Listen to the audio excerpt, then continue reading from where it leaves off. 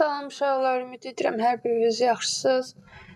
Bu günlər sizlərlə bir neçə mövzunun izahına baxmaq istəyirəm. İzahları konkret suallar ətrafında izah etməyə çalışacağım ki, sizə rahat olsun. Həm də əsas və vacib lazımlı hissələri qısa zaman ərzində çalışacağım sizlərlə müzakirə edim. İlk öncə istəyirəm Excel-dan başlayım. Excel bilirsiniz ki, cədvəl prosessorudur. Excel proqramında cədvəllərlə işləmək üçün istifadə olunur.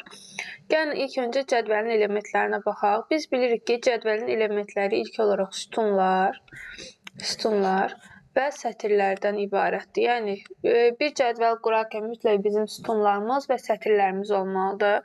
Sütunlar gördüyünüz kimi latın əlifbasının böyük hərfləri ilə, sətirlər isə müvafiq birdən başlayaraq ardıcıl olaraq nömrələnir.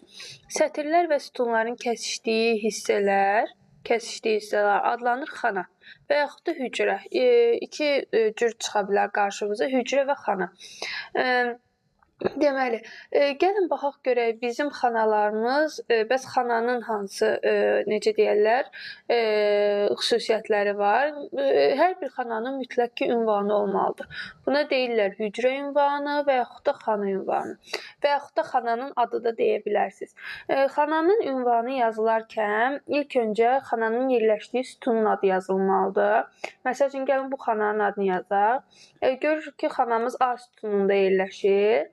Və sətir olaraq hansı sətirlə yerləşir? Birinci sətirdə.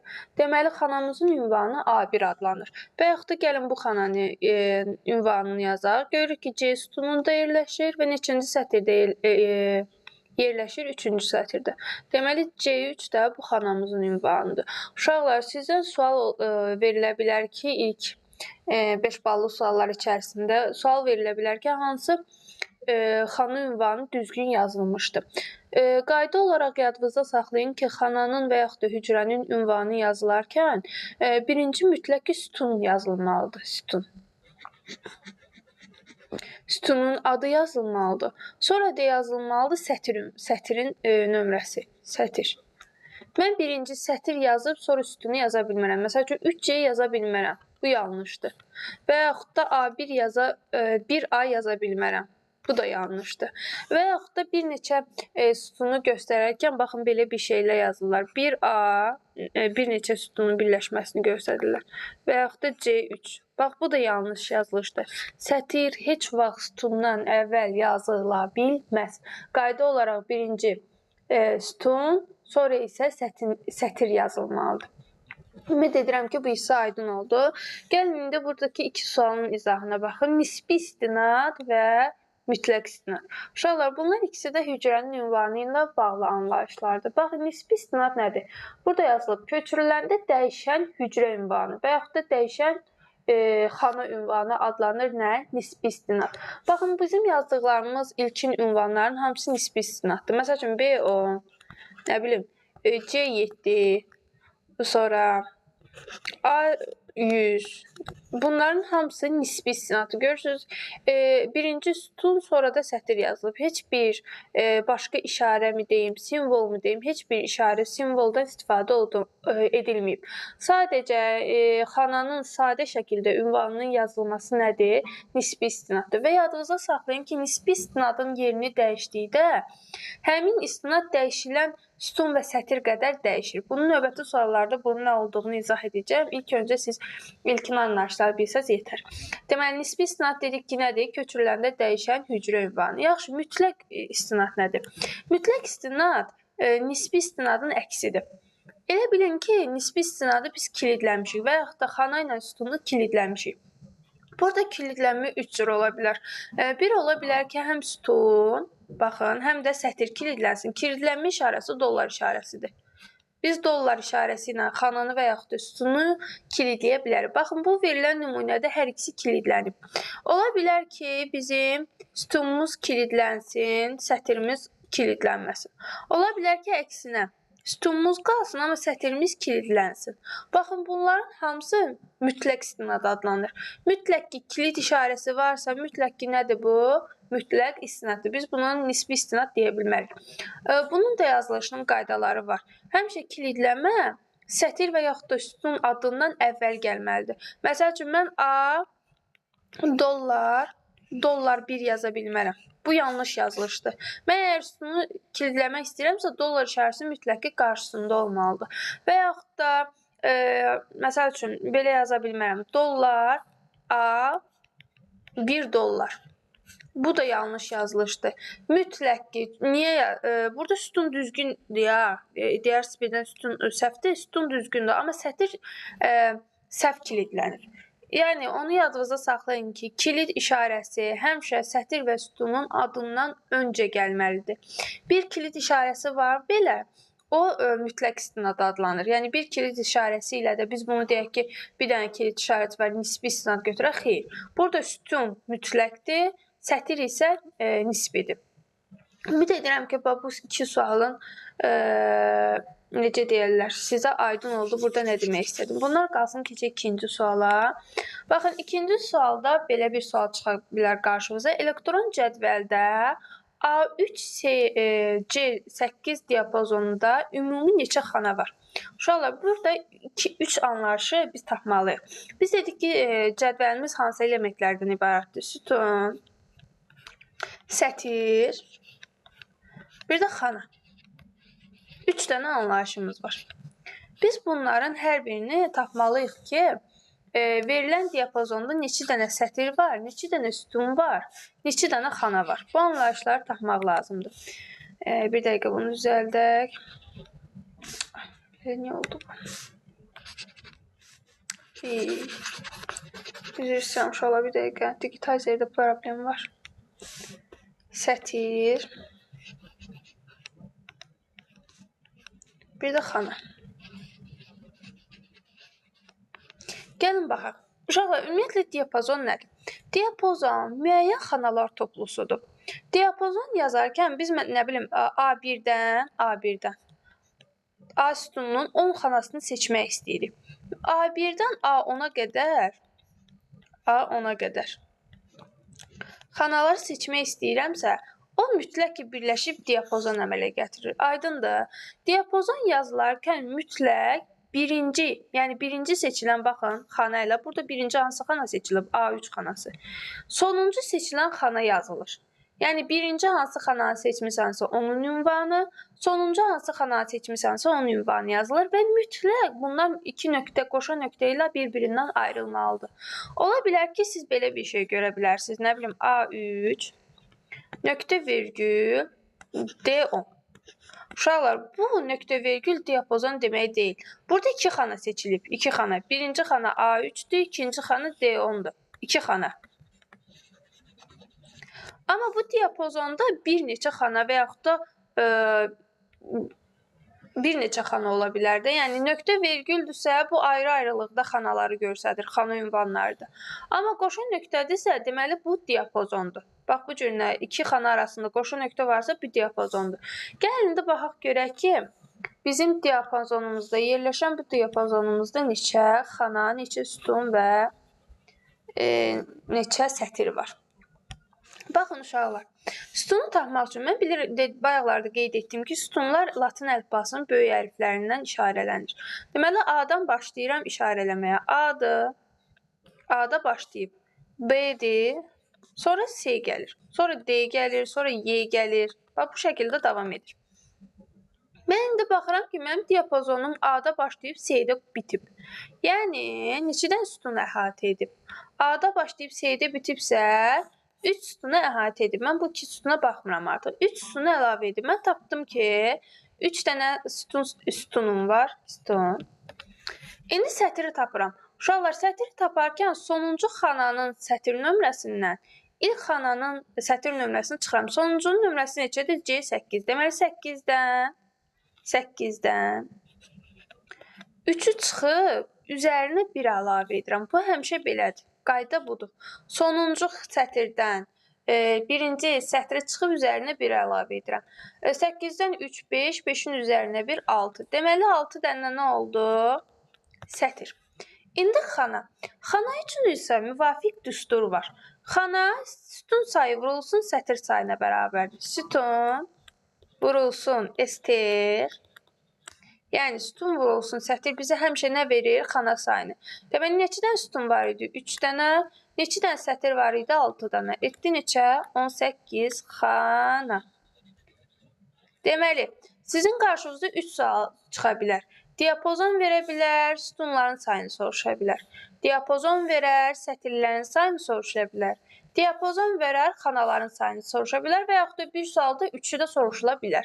Yəni, qayda olaraq yadınıza saxlayın ki, sütun sayı sadalayırıq, əlifbanın ardıcıl olaraq yazırıq.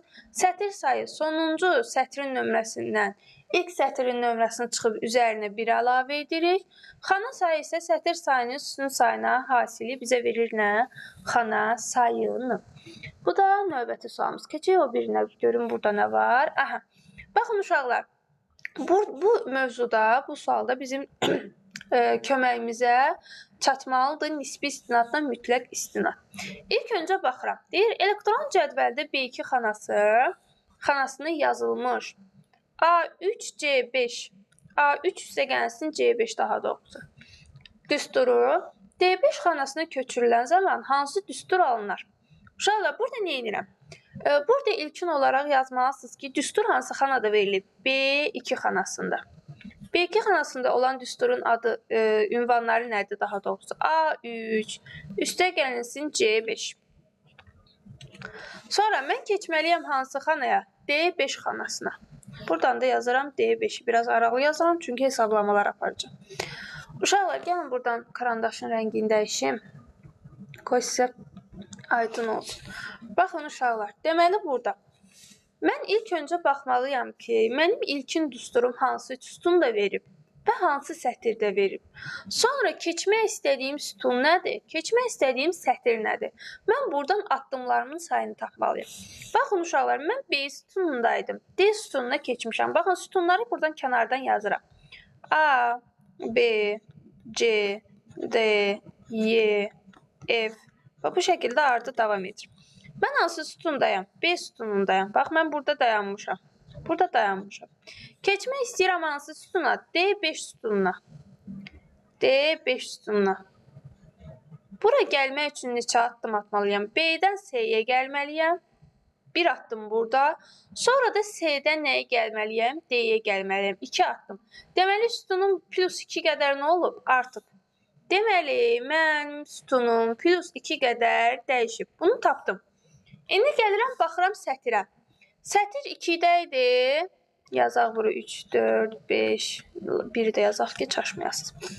Aha, baxıram hansı sətirdə idim? İkinci sətirdə idim. Gəlib çıxmışam neçənci sətirə? D5, 5-ci sətirə. Neçə xana addım irəliləmişəm? 1, 2, 3. Deməli, plus 3 qədər də nəyim dəyişib? Sütunun, daha doğrusu üzr istəyirəm, sətrim dəyişib.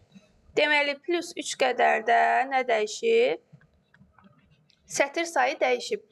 İndi mən bu verilənləri, bax, burada olan verilənləri, bu addımlar qədər dəyişməliyəm. Aydındır. İlkin olaraq tapıram ki, mənim sütunum və sətrim nə qədər addım ataraq dəyişib. Sonra da verilən düsturu o qədər dəyişməliyəm. Baxın, mən düsturum, gəlin yenə qələmi dəyişim. Bu hissədə sizə fərqli qələmlə izah edim ki, aydın olsun. Gəlin, mavi seçək. Baxın, uşaqlar, gəlib baxıram, görürəm A3-dür. Sütunum nə qədər dəyişməlidir? 2 vahid artmalıdır. Mən A-dan gəlməliyəm. 1 addım, 2 addım.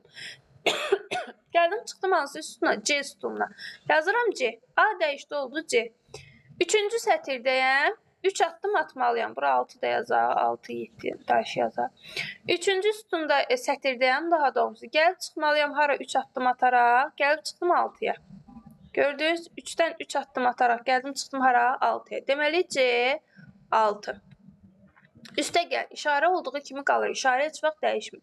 İndi gəlib C5-i dəyişməliyəm. C neçə dənə sütun dəyişməliyəm? 2 dənə. Gəlin, yenə qələmimi dəyişim. Bir dəqiqə. Gəl, bunda narıncı rəngini eləyək. Aha. Baxın, gəlməliyəm hara? C sütunundayam. 2 sütun dəyişməliyəm. 1, 2. Gəldim, çıxdım hara? Y sütununa. Gəlib yazıram Y. Sətirim 5-dir. Neçə dənə dəyişməliyəm? 3 dənə dəyişməliyəm. 5 üstə gəl 3 neçə idi? 8. Deməli, mənim D5 sütunumda, D5 xanamda daha doğrusu yazılacaq düstur C6 üstə gəlsin Y8. Yəni D variantıdır. Aydındır uşaqlar. Baxın, bir də izah edirəm. Verilmiş xananın düstur hansı xanada verilib onu yazırsan. Hansı düsturdur, sonra keçib onu yazırsan. Sonra hansı xanaya keçmək istəyirsən də, sonra da onu yazırsan. Sonra ilkin yerləşən xana ilə son keçdiyin xananın arasında sütun və sətir sayı nə qədər dəyişib onu tapmalısan. Düsturu da olduğu qədər həmin addım dəyişməlisən. Bax, bu da növbəti sualın izahıdır. Sonra keçək o biri suala. Baxın, burada da eyni tip sualdır, amma burada nəyimiz var? Baxın, görürük nəyimiz var? Mütləq istinadımız var. Biz dedik ki, mütləq istinad dəyişmir, kilidlənib. Gəlin, yenə yazırıq. Baxın, yazıram A2 xanasını. A2-də nədir düstur? Dollar A, dollar 3, üstə gəlsin B5. Hansı xanaya keçmək istəyirəm? C7 xanasına. Yazıram C7. Baxıram, sütun sayım və sətir sayım nə qədər dəyişibsə, verilənlər də o qədər dəyişməlidir. A-dır, yazıram yenə bura. A, B, C, D, C, Y. Yazdım və ardıda var, bilirsiniz. A-dır, gəlmişəm hara? C-yə. Neçə addım atmışam? 1, əvvəlcə gəldim B-yə, sonra gəldim C-yə. 2 addım. Deməli, sütunun plus 2 dəyişib. Sətrim nə qədər dəyişib? 2 idi, 7 oldu. Deməli, plus 5 qədər də nəyim dəyişib? Sətrim dəyişib. İndi mən bu verilənləri aldığım bu hesab qədər, sütun və sətir sayı qədər dəyişməliyəm. Mütləq istinad dəyişmir. Mütləq istinadımı olduğu kimi yazıram. Mən hara gedirəmsə gedim, neçə addım atmaq istəyirəmsə atım, mütləq istinad dəyişmir. Üstə gəl, nisbi istinadımı dəyişəcəm. Nə qədər? B-dədir. Plus 2 addım atsam hara gedərəm? Çıxaram hara? D-yə. Deməli, gəldi, çıxdı D sütunu. 5 addımda sətiri dəyişsəm 5 idi, olmalıdır nə? 10. Deməli, mənim C7 xanamdakı düstur olacaq dollar A, dollar 3, üstə gəlinsin D10. Baxaq görək.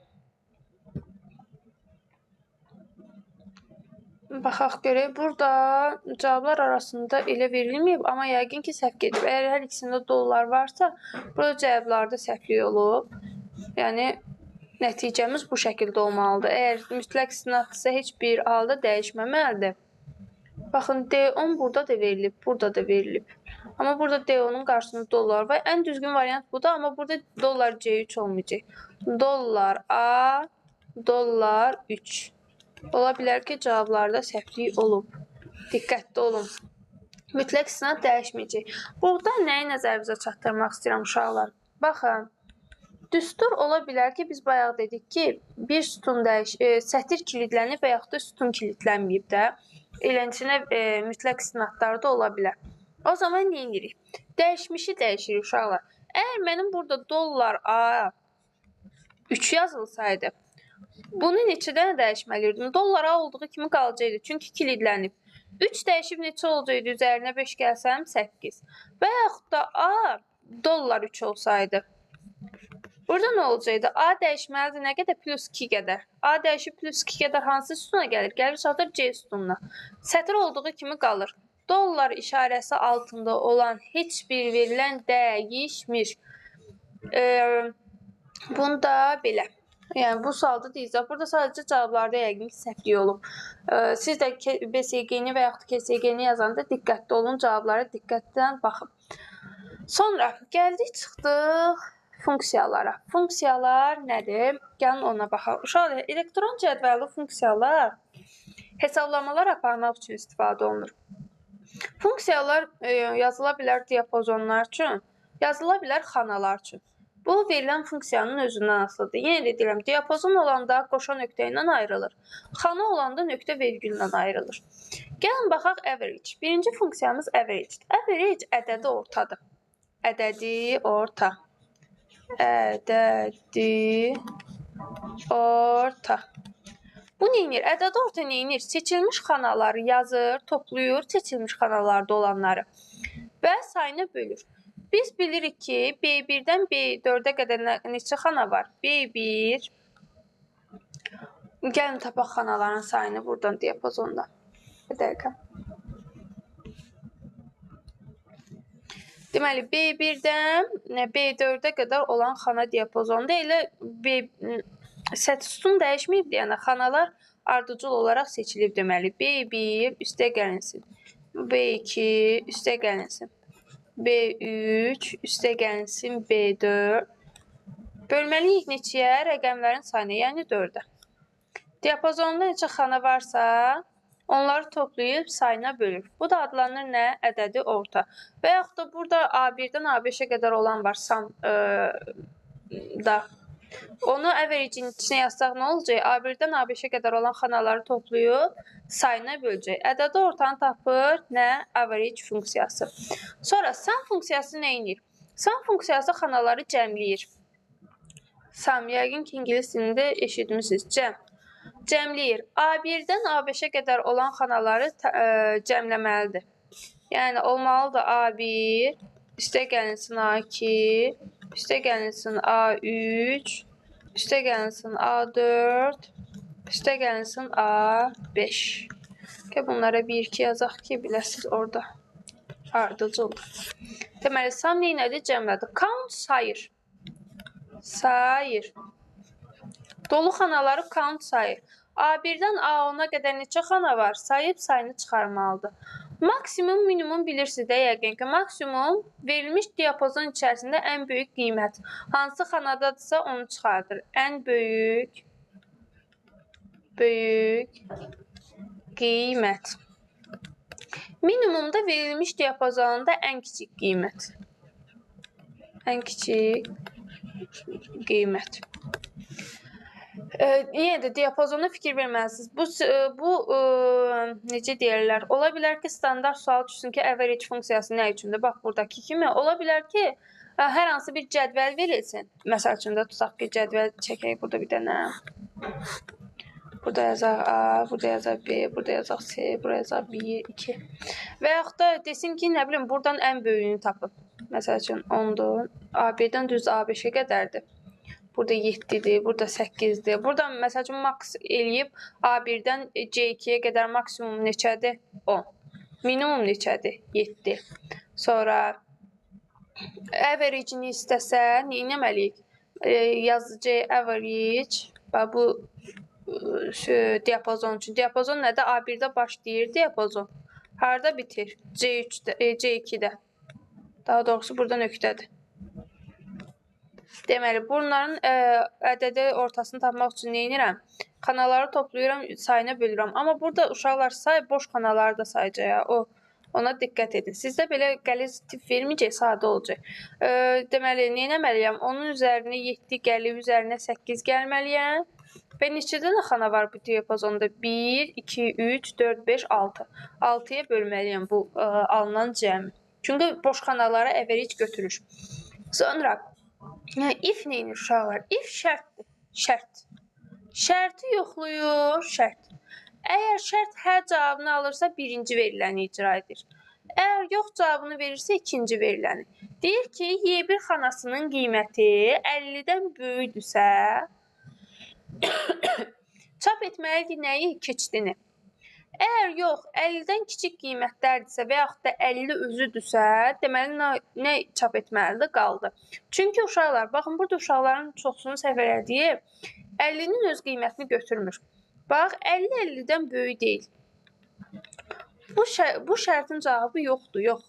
Deməli, qaldı çap olunacaq. Əgər şərtimiz belə verilsəydi, Y1 böyük bərabərdirmi 50-dən? Bax, burada aşağıda bərabər işarəsi olsaydı, o zaman deyəcəkdik ki, 50 böyükdür, böyük deyil, amma bərabərdir. O zaman burada yox, hə cavabını çap edəcəkdi və hə olanda da nə olmalıdır? Keçdi. Hə olanda da keçidini çap etməlidir. Keçək görək növbəti sualda nə var? Aha, Excel-dən uşaqlar, bax, maksimum sizə düşə biləcək sual tipləri budur. Ola bilər ki, tiplərini fərqli cür qoyub sizdən soruşa bilsinlər, amma ki, yenə də sualın forması dəyişsə də həlli dəyişmir.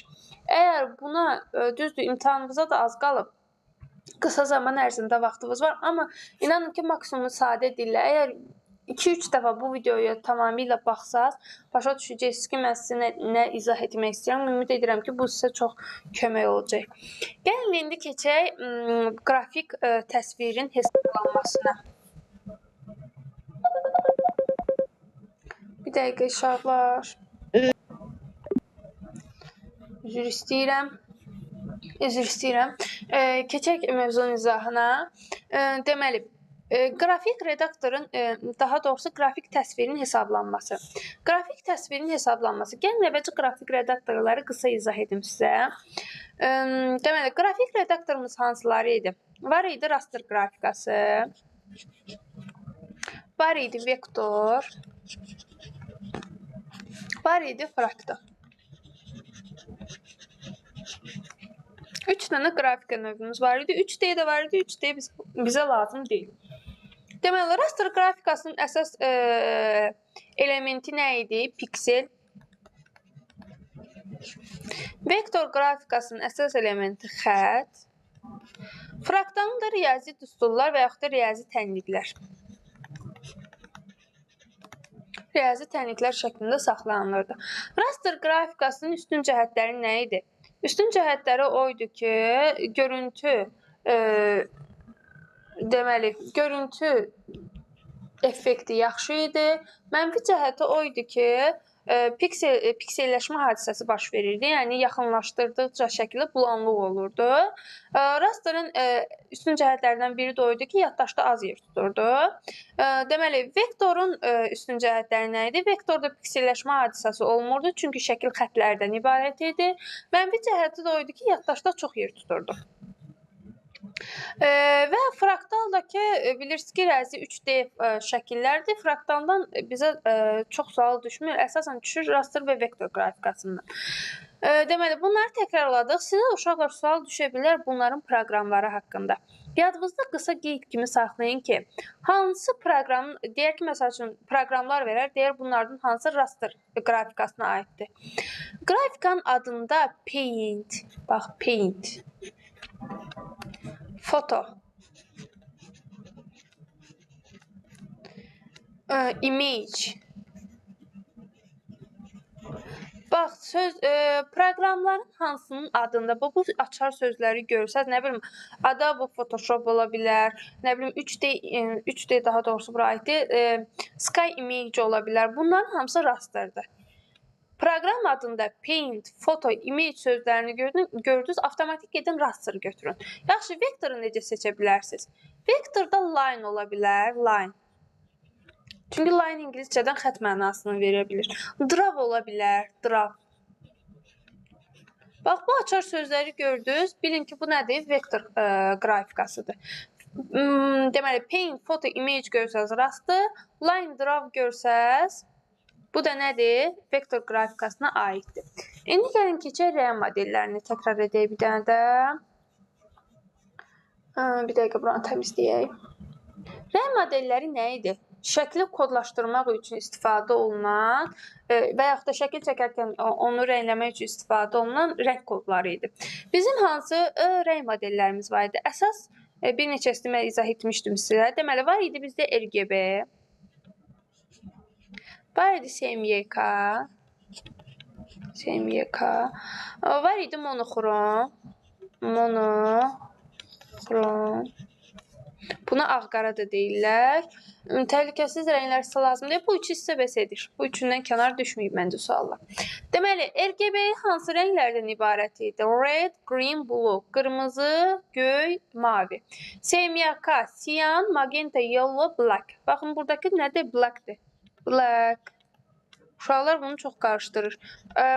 Sadə sual olaraq bunların asılısını soruşa bilər sizdən 5 ballı sual olaraq. Yadınızda saxlayın. RGB nə idi? Qırmızı, göy, qırmızı, yaşıl, göy, CMYK, cyan, magenta, yellow, black, monoxromda ağ-qaradır. Bir də bunların piksel sayları var idi. Deməli, RGB-də şəkli kodlaşdırmaq üçün bir piksel yaddaşda nə qədər yer tuturdu? Hərəsi 1 bayt yer tutur. Rəngin 3 bayt. 3 baytımız neçə bitdi? 24 bit. 8-ə vururuq. CMYK-da hərəsi 1 bayt tuturdu, 4 bayt. Bitə çevirsək 4 vur 8, 32 bit. Monoxromda iki rəng var. Bir bitlə kodlaşdırılır. Bir bitlə. Bir piksel, bir bitlə. RGB-də bir piksel 24 bitlə, CMYK-da 32 bitlə, monoxromda bir bitlə kodlaşdırılır. Bunu yadınızda saxlayın. Məsələ həllərində mütləq lazım olacaq bunlar sizə. Sonra keçək məsələmizin həllinə baxaq. Deməli, qrafikalardan sizə bax bunlardan əlavə heç nə düşə bilməz. Düşə bilər dediyim kimi rəng modelləri, sonra düşə bilər rəng modellərinin açılışı və bir pikselin yaddaşda tutduğu yer. İndi keçək məsələmizə baxaq. Deməli, deyir ki, 512 vurulsun 256 pikseldən ibarət qrafik təsvirin informasiya həcmi 64 kilobaytdır. Hər bir pikseli rəngləmək üçün palitrada olan rəng çalarının maksimal sayını müəyyən edin. Uşaqlar, bizdə iki anlayış var idi. Var idi rəng çaları, var idi rəng dərinliyi, var idi RC. RC nə idi? N, böyük N. Rəng dərinliyi RD, RD nə idi? RD isə 2 üstü I idi. I. 2 üstü I. Rəng isə 2 üstü I idi. Deməli, bir dəqiqə uşaqlar, üzr istəyirəm.